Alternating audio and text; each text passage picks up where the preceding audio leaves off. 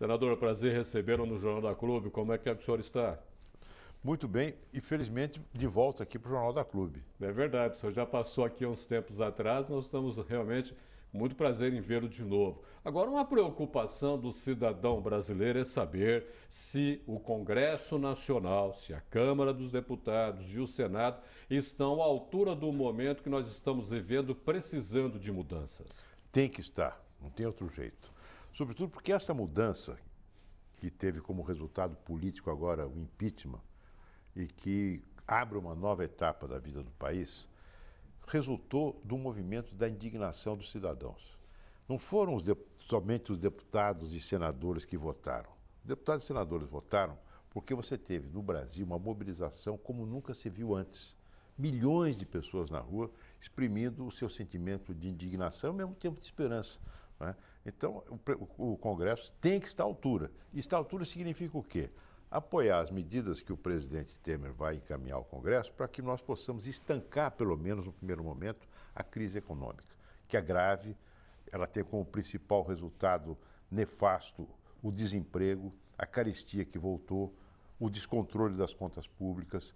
Então, a primeira obrigação do Congresso é unir as forças, né, as suas forças, esquecer disputas partidárias para ajudar o presidente Temer nessas medidas que ele vai encaminhar agora e para estancar esse processo e começar uma recuperação. O senhor estava falando da economia, se tem noção do fundo de poço dos gastos do governo, o que ele deixou para frente? Tem muito esqueleto enterrado. Essa aqui é a realidade dos fatos. Pra você ter uma ideia, no orçamento deste ano, o governo previu um superávit, quer dizer, um aumento, uma receita além da despesa de cerca de 24 bilhões. Era a proposta do governo. Verifica-se hoje que o buraco é de pelo menos 100 bilhões, pelo menos. E o novo ministro da Fazenda, o Henrique Meirelles, prudentemente, antes de dizer exatamente qual é o tamanho da encrenca, está fazendo um levantamento de todos os gastos que o governo andou encobrindo. Porque uma das características do governo Dilma foi esconder os gastos, disfarçar os gastos, fazer as chamadas manobras contábeis para esconder a real situação do erário público. Né? Então, o primeiro momento é fazer esse levantamento. Agora, é mais de 100 bilhões de reais que falta para empatar despesa com receita. O senhor estava falando em prudência, né? Há necessidade da prudência agora, mas a sociedade civil, que ficou mobilizada esse tempo todo, começa a querer um pouco mais de pressa. Onde dá para equilibrar a prudência com a pressa da sociedade civil? Olha, você não pode também anunciar coisas que depois não se realizam. Né? Um dos principais problemas políticos que estavam na base da erosão do prestígio da presidente Dilma foi exatamente isso, anunciar coisas que depois não acontecem. Um exemplo mais gritante é o trem-bala. Lembra do trem-bala? Nosso telespectador deve lembrar. Um trem de alta velocidade juntando Campinas com o Rio de Janeiro, 500 km por hora. Criou-se uma empresa para fazer o trem-bala. Acabou, não se mais ouviu falar. Então, o que é preciso é que o governo tenha credibilidade. Credibilidade significa falar e acontecer. Por isso é que eu acho que quando o governo chega, como nas circunstâncias que o governo Temer chegou, assim, em razão de um impeachment, né, é preciso primeiro verificar exatamente o tamanho dos problemas, o tamanho, sobretudo, dos problemas econômicos e financeiros, para depois anunciar as medidas. É claro que nesta semana, nos próximos dias, já teremos as primeiras medidas. Aliás, já está no Congresso uma medida provisória que tem por objetivo destravar os investimentos na área de infraestrutura. O governo não tem mais dinheiro para investir em portos, aeroportos, rodovias, ferrovias, não é? Hidrovias. O Tesouro Público está raspado, acabou. Então é preciso atrair recursos da iniciativa privada para fazer esses investimentos. E já uma primeira medida que o presidente Temer mandou para o Congresso, eliminando alguns entraves, alguns gargalos que impediam a fluência desses investimentos. Um dos entraves para o Tesouro Nacional é a Previdência Social. Não adianta você botar ideologia para tratar de uma coisa que daqui a 10, 15 anos não vai ter recurso para pagar aquele que vive da aposentadoria. Isso é um problema de que maneira que pode ser levado no Congresso brasileiro? Dificuldades vêm. É um problema que precisa ser resolvido, porque o ministro Delfim Neto, ex-ministro Delfim Neto, usou uma imagem que eu achei interessante. Nós temos, é como se nós estivéssemos num avião que é colocado no piloto automático e vai voando até acabar o combustível. Aí ele cai, não é? As despesas previdenciárias, elas sobem e o dinheiro vai se esgotando. Chegar o momento que não tem mais dinheiro para pagar o aposentado. Então o que precisa é fazer realmente uma reforma dessa previdência com cuidado para não vulnerar direitos adquiridos, mas eu acho que é preciso estabelecer pelo menos uma idade mínima, uma idade padrão para as aposentadorias. Porque hoje o brasileiro, homem, em média, está se aposentando com 53 anos de idade e a mulher com 52, 51.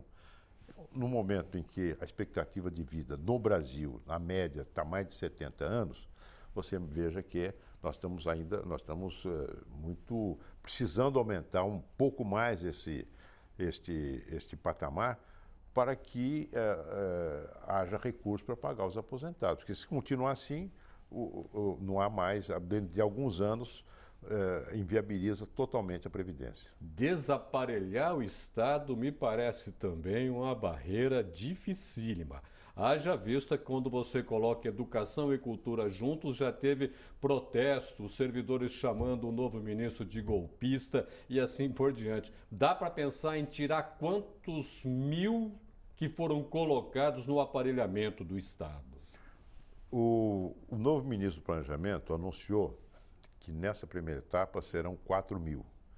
No Brasil, nós temos hoje, no governo federal, 22 mil cargos de confiança. O sujeito que é nomeado por conveniência política, sem o concurso público. Tem 22 mil. É muito mais que os Estados Unidos, só para o nosso telespectador também. Os Estados Unidos está em torno de 5, 6 mil, nós temos 22 mil. Né? Então, a ideia é diminuir esses cargos, ir retirando, não pode tirar de uma vez, porque não se paralisa inteiramente a administração, mas ir cortando e substituindo por pessoas concursadas. Né? Mas, num primeiro momento, a primeira leva serão 4 mil. Carga tributária elevada, o empresário reclama e reclama bastante disso, não há investimento porque houve insegurança. A carga tributária, para baixar, demora mais ou menos quanto tempo no seu entendimento? Demora o tempo que for necessário para diminuir a despesa pública, diminuir, digamos, o tamanho do Estado. Você substitui um Estado grandão, gordo, por um Estado forte, eficaz, eficiente e mais magro, para não consumir todo o recurso que o cidadão tem que pagar quando paga imposto. Né? Então, se você tem uma carga tributária elevada, foi porque as despesas públicas foram aumentando.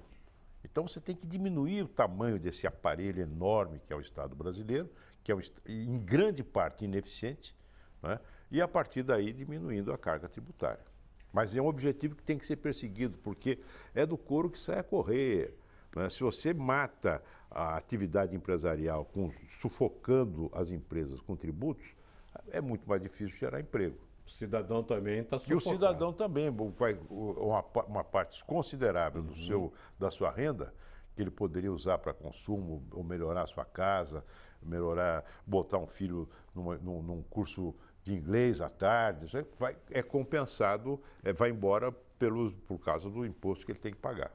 Nós estamos encerrando essa nossa conversa. Vou fazer pessoalmente o show que eu fiz fora do ar, a observação, que eu achei de muito respeito do senador Cristóvão Buarque com o senhor, quando ele fazia a explanação do voto do impeachment. Ele citou nominalmente o senhor como também um grande senador, que, diga-se de passagem, me permita até ser deselegante, nosso Senado está deixando a desejar, senador. Cada coisa lá... Agora, quem está lá porque foi eleito. Sim. Não é? Então, eu acho que fala-se muito em reforma política, é importante fazer uma boa reforma na política, diminuir o número desses partidos, tem muito partido que não significam nada, mas, sobretudo, o eleitor, quando vota, acompanhar depois o que aquele que mereceu sua confiança fez com o seu voto. E esse é um processo de amadurecimento da democracia que vai levar espero eu, à melhoria do padrão da representação. O senhor e o senador Cristóvão continuam na estrada na luta. Eu já estou ficando velho, mas eu me dedico muito ao trabalho meu, que é o trabalho que eu faço. Tenho muito prazer nisso e, sobretudo, convivendo com pessoas como Cristóvão Buarque. Muitíssimo obrigado pela sua presença no Jornal da Clube. Obrigado. Eu que agradeço o convite. Muito obrigado.